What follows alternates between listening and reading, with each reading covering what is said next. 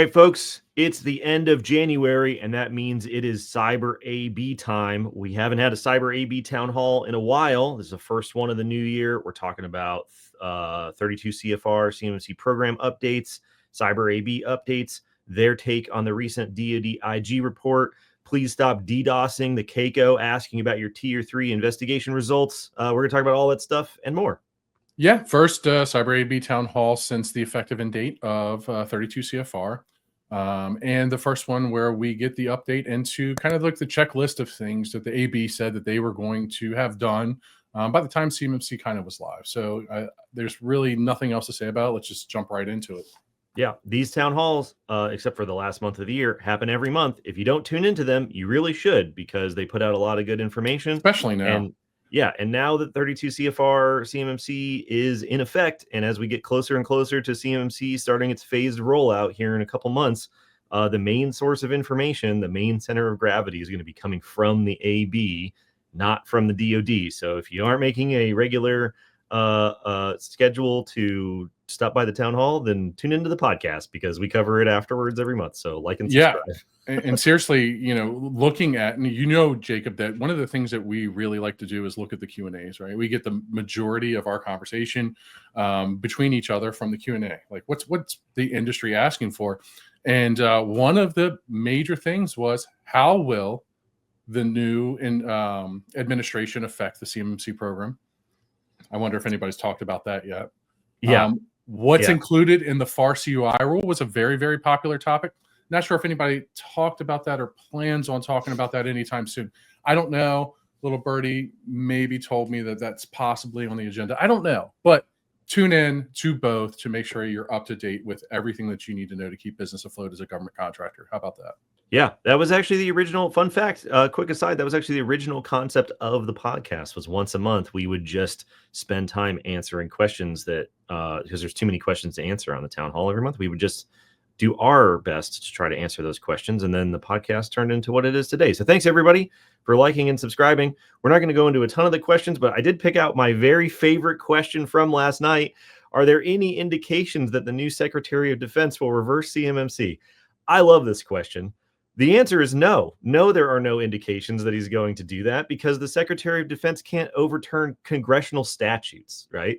CMMC is pursuant to the FY20 NDAA, specifically Section 1648, that tells the department to stand up a framework to hold contractors accountable for their cybersecurity requirements in their contract clauses. The Secretary of Defense can't overturn a statute. So no, there is no indication that that's going to happen. I don't know if anybody's read a recent DoD strategy. We've done episodes on them in the past if you missed those, or if you've heard the Secretary of Defense talk about what his priorities are, but you might notice a lot of similarities between what CMMC does and what the department's priorities are. So no, there is no indication that that's going to happen. I wish I could have helped answer the questions on the town hall.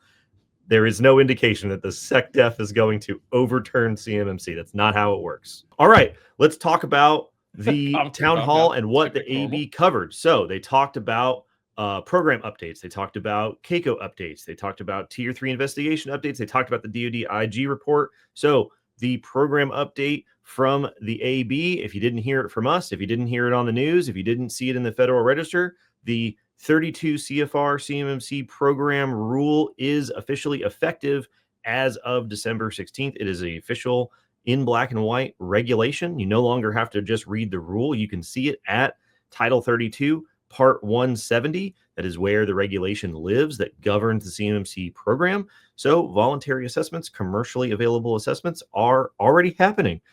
We are, as of this conversation, just finished our own CMMC Level 2 assessment. There are many companies that have gone through Level 2 assessments. There's a ton of companies waiting in the queue to go through their Level 2 assessments. And pretty soon, in probably around June timeframe, you're going to start to see the beginning of the phased rollout for when that will show up in contracts. We're waiting on the other CMMC rule to get done. So the AB also talked about the 48 CFR rule that implements the program into contracts. That's currently going through the rulemaking process. They're adjudicating all the public comments, doing all the background rulemaking that we've talked about on the show multiple times. If you missed the episode last week, you should check that out. The rulemaking freeze memo does not affect this process because that's not the current area that the rule is in. That doesn't mean that it doesn't get affected by regulatory review. It's just a standard part of rulemaking. Check out the episode for more on the freeze memo. One term that Matt Travis used on the town hall that I really liked was referring to everything before December 16th as the pre-program era and everything after December 16th as the post-program era. So before the CMMC program was live and after the CMMC program was live. So I think we'll probably adopt that language and talk about pre-program CMMC and post-program CMMC. But we'll talk about why that's important here in a little bit. Okay, so like you said earlier, we had this checklist. Pre-program essentially, Jacob, is the AB was trying to operate on what they thought the intent of the DoD was, and post-program release is realistically now the AB has to operate to the expectations that have been level set by regulations, right?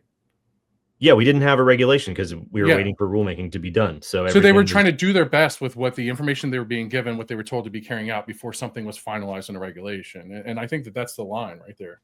Yeah, everything was provisional, everything was interim until the regulation was, final and in effect, which is why they scrambled after the final rule was published to try to meet the effective date, which is this checklist for CMMC launch that they talked about. So they announced this when the final rule was published, and then they were trying to aim for December 16th as ready for assessments to be commercially available.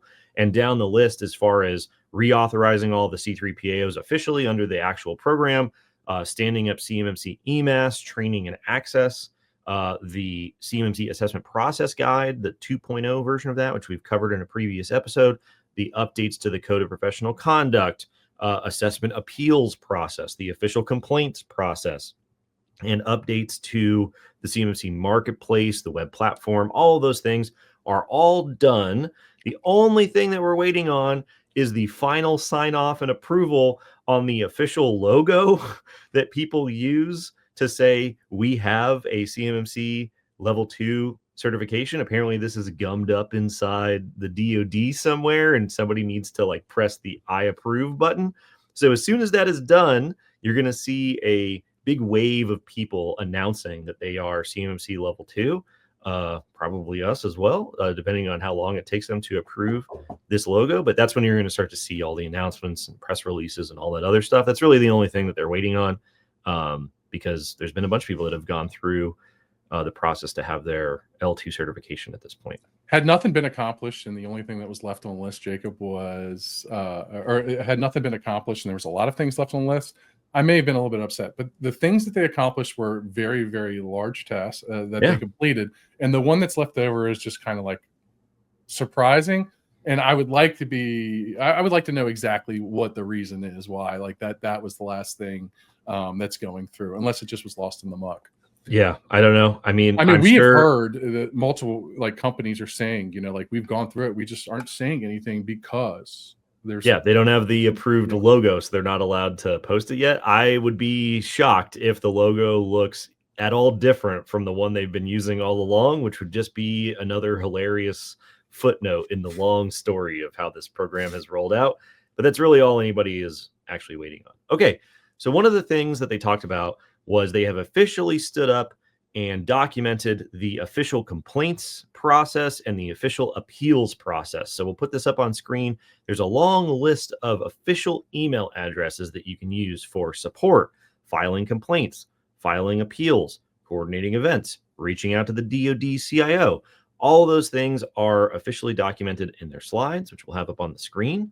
And they have now officially come up with their appeals process. So they have C3PAO authorization decision appeals, C3PAO accreditation decision appeals, Code of Professional Conduct violation appeals, and these sort of level 2 certification assessment elevation appeals that they talk about in the town hall. We'll link to the recording of the town hall if you want to check those out. We'll also link to the actual pages, the web pages on the Cyber AB website that outline the official complaint process and outline the official appeals process. So reference those for more information. Those processes now exist officially. The AB now has them, and you can engage with them if you need to or want to. Yep. Once again, more resources available in case there's a question. We don't expect you to memorize all of it, but here's a link for you to click to go through the process and then the different avenues you can take to resolve whatever quarrels you. Yeah, absolutely. All right. So then they also talked about the recently published DoD Inspector General audit of the DoD's process for accrediting third-party assessment organizations for the CMMC program. We've made it a habit over the years to dig into all kinds of DoD IG reports, and apparently this one got everybody's attention. And apparently a lot of people only read either the headlines about the report or the summary on the first page of the report without knowing that in order to understand what an IG report says, you have to read it all the way to the end, because they will present their findings as if their findings are 100% true without talking about how they calibrated those findings as they presented them to the people who the findings actually apply to. So we're going to go into a deep dive of the IG report in our episode next week. But just know that out of the findings in the report, it all kind of boils down to this. For some reason, the IG decided that they were going to look into this accreditation process in the pre-program era. They decided to audit a process for authorizing C3PAOs before the official policy in the final rule was done. So all of the findings that they found before the final rule came out are heavily caveated at the end of the report saying, oh, well, that's what we thought the process was going to be. And then the final rule came out, and now this is the process. So these findings are closed. Yeah, just a little callback to the beginning of the episode when we talked about how Matt Travis emphasized pre-program, post-program, right? Like, and then how the reason that I wanted to jump in at that point and say that is a distinct line is because there was trying to do things under the intent, trying to develop a program without any regulation that guided it with expectations, right? And so we saw a lot of the findings. If you read the whole report, you would see a lot of the findings, well, at least one or two of the findings, kind of were tick marks or kind of marks against the program before there was any justification for that needing to be done. So yeah, I get it. Yeah. So we'll do a whole episode next week and go into it. And then you still feel big nothing burger. Yeah. Yeah, honestly. I mean, so the part about them maintaining paperwork as they transitioned IT systems already has been resolved. The part about verifying quality control certifications has been resolved. Developing a quality control certification is closed because it's not part of the actual regulation. And the only thing that's really unresolved as far as the AB is concerned is their method of verifying whether or not C3PAO have people on staff. The IG doesn't like that the AB asks for business email addresses. They want some other factor. Business email addresses attached to that C3PAO. But yeah, I get it. Yeah, like I totally 100%. Yeah, you ask the C3PAO, hey, who do you have on staff? And they say these people. And they're like, can you prove that? And they're like, here's all of the email addresses for our company that correspond to those people. The IG says that's not good enough. They'd like something else. And that's basically it as far as the findings go for the AB. So take your headlines with a grain of salt, everybody. And we'll go into it next week. It's crazy. All right. So tier 3 investigations. I would say this is probably 95% of the questions that come in on the town hall these days. It is for sure the biggest bottleneck on getting new assessors is getting them through the tier 3 process. And as Kyle Gingrich in the CAICO section of the town hall says, they have no control over this process. This is a requirement imposed on them by the DoD. It is a requirement that once your application is in for your tier 3, they have no visibility into, they have no control over, they have no influence over, nothing.